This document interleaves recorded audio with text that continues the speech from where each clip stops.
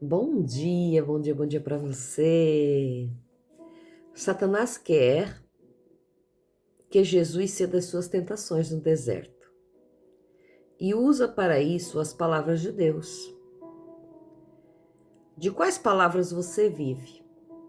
São palavras que põem em xeque a sua identidade como filho de Deus ou que põem em prova? Tu és a minha filha amada, em ti me comprazo. Deus a ama incondicionalmente. Você não o agrada prestando serviços. Ao olhar para você, ele vê Jesus em você e se agrada da sua salvação. Tome um tempo para pronunciar essas palavras sobre a sua vida e guarde-as em seu coração. Um dia você precisará delas. Quais são essas palavras? Tu és a minha filha amada, em ti me comprazo. Essas foram as palavras que Jesus falou, que Deus falou a Jesus, a respeito de Jesus. O amor incondicional de um pai para um filho. E nós somos filhos, nós somos filhas. Então ele tem um amor incondicional por mim e por você.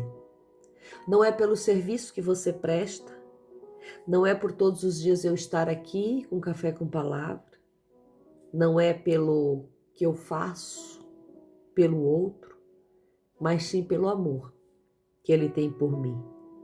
Ele se agrada de mim em Jesus, porque Jesus me salvou, me redimiu, me curou. E algo que me chama muita atenção das palavras de Lili Hempel hoje é as palavras que nós vivemos. De quais palavras você vive? Essa é a questão que ela coloca.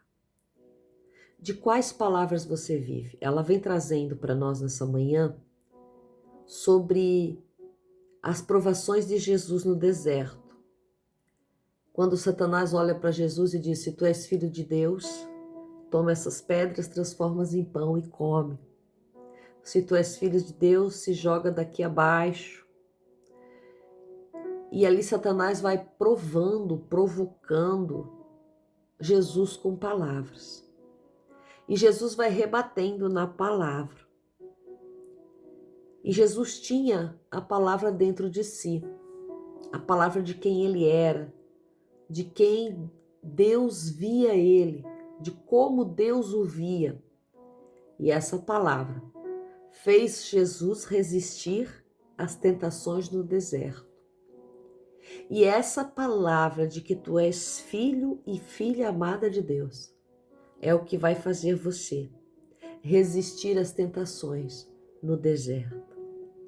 Quero convidar você nessa manhã a olhar para dentro de si e analisar quais as palavras que você tem de Deus a teu respeito. Quais são as palavras, qual é a palavra que Deus fala ao teu coração a teu respeito? Porque esta palavra vai te fazer sobreviver no dia da tentação. Esta palavra vai fazer você sobreviver no dia da dor, no dia da tristeza, no dia da angústia. Esta palavra vai fazer você sobreviver no dia da acusação, no dia da aprovação. A palavra que Deus tem sobre você. Tu és a minha filha amada, em ti eu me comprazo. Guarde bem essa palavra no seu coração, diz a Lili Hempel, porque você vai precisar dela.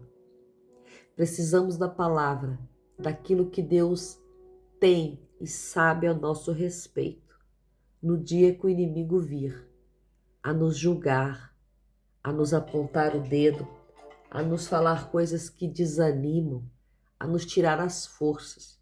Precisamos da palavra que Deus tem ao nosso respeito.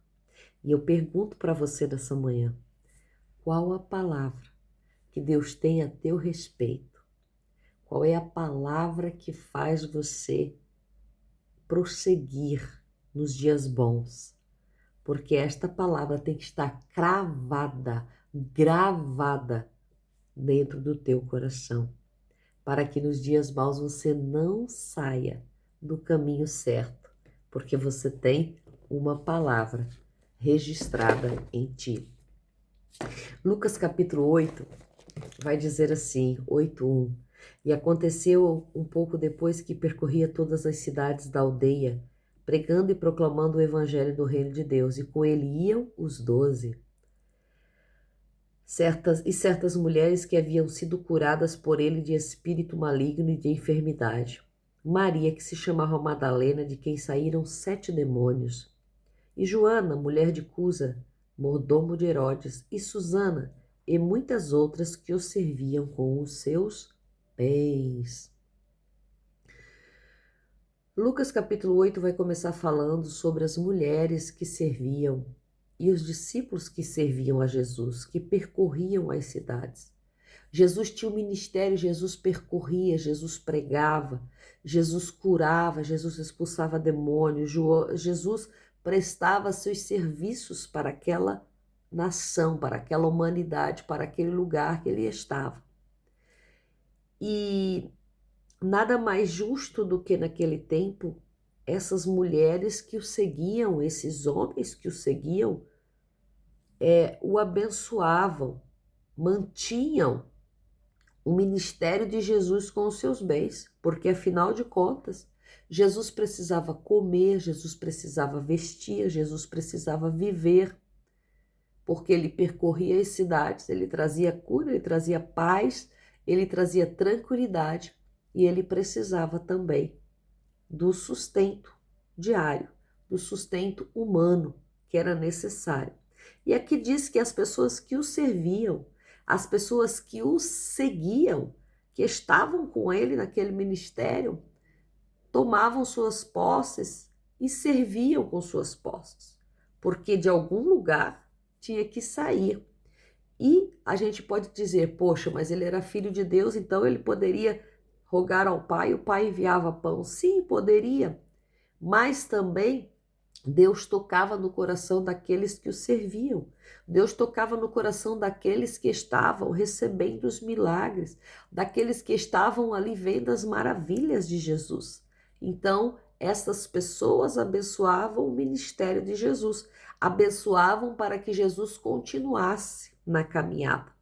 E nos dias de hoje não é diferente. Muitas pessoas passam o tempo servindo a Deus, que vivem para viver o ministério, que estão vivendo o ministério de Cristo. Eu não estou falando de charlatões, eu não estou falando de gente que fica pedindo dinheiro todo dia na internet ou nas igrejas. Eu estou falando de pessoas que tiram tempo de oração, tiram tempo de palavra, tiram tempo de momentos para servir a Jesus. Então, nada mais justo do que aqueles que são abençoados através dessas pessoas, de também abençoar essas pessoas. E é isso que está dizendo. E muitas outras que serviam com os seus bens, porque nós temos bens, nós temos bênçãos de Deus a nível financeiro que servem para abençoar a outros. Porque se nós não amarmos o próximo, como a nós mesmos, como nós aprendemos na semana passada, de que serve todos os bens que nós temos? Os nossos bens, sim, servem para abençoar a outro. Se nós estamos vendo aquele que está nu e não ajudar a vesti-lo, se nós estamos vendo aquele que está preso e não ajudá-lo na prisão, se nós estamos vendo aquele que tem fome e não ajudar a comer, de que serve o nosso cristianismo? De que serve a nossa pregação? Então, os dízimos, as ofertas, aquilo que servem para ajudar no mantimento da vida daquela pessoa, no mantimento da vida daquele lugar. Talvez as pessoas hoje estão desanimadas, estão desistindo de dar o dízimo, de ofertar na vida de pessoas pelos charlatanismos, pelos enganadores, pelos lobos que estão disfarçados, porque quando a gente coloca um valor na vida do outro e o outro está esbanjando e ainda esbanja na internet, acha que ninguém tem que saber e acha que ninguém tem nada a ver com isso, isso não está demonstrando que o seu dinheiro foi bem empregue. Isso está demonstrando que você empregou numa causa vã, numa causa que não é real, né? Então nós vamos entender nessa manhã que elas serviam a Jesus com os seus bens. Por quê? Porque Jesus fazia a obra de Deus. Jesus, ele caminhava pelas cidades. Jesus, ele tirava tempo para viver aquilo ali. Jesus, ele tirava o tempo dele. Então, Jesus não tinha como trabalhar no secularismo. Jesus vivia uma vida santa. Jesus vivia uma vida voltada para Deus, para buscar estar consagrado em Deus. É uma pessoa que muitas vezes volta a estar consagrada em Deus, volta a buscar a Deus, toma tempo. E muitas vezes não dá tempo de você trabalhar no secular, na vida cotidiana. Então, nada mais justo do que aqueles que estavam com ele, aqueles que recebiam os milagres. Não que tinha, não significa que você tenha que pagar pelo milagre recebido, não, porque é de graça. Tudo que vem de Deus é dom gratuito, é de graça. Deus está dando porque nos ama, não porque nós merecemos. Mas diz que elas serviam com seus bens. Elas se achavam na bondade, elas achavam que era pouco ainda aquilo que elas faziam, que era entregar aquilo que elas tinham. Porque elas eram gratas pela libertação. Ser livre de 7 demônios, assim como Maria de Madalena. Ser livre de enfermidades, ser livres de depressões, ser livres de tantas doenças, ser livres de tantas aflições na alma e no espírito e no corpo. Então não há dinheiro que pague. Por isso elas serviam com seus bens, porque para elas eram gratas de estar e serem livres. E quando somos livres, somos gratos por aquilo que Deus nos deu e através de quem Deus nos abençoou e nos abençoa. Então que nessa manhã, essa palavra de serviço, de servir, de ofertar, de dizimar, de dar, de doar, de abrir a mão para o próximo, possa vir a tocar o seu coração nessa manhã e que Jesus possa fazer a obra na sua vida e na minha vida. Que Deus abençoe você e que a graça do Senhor esteja sobre a sua vida. Seja abençoado e que a palavra do Senhor entre e faça resplandecer a graça dele no seu rosto. Seja feliz nesse dia chamado hoje, nesse dia 7 de maio. Que a graça do Senhor esteja sobre a sua vida, em nome de Jesus.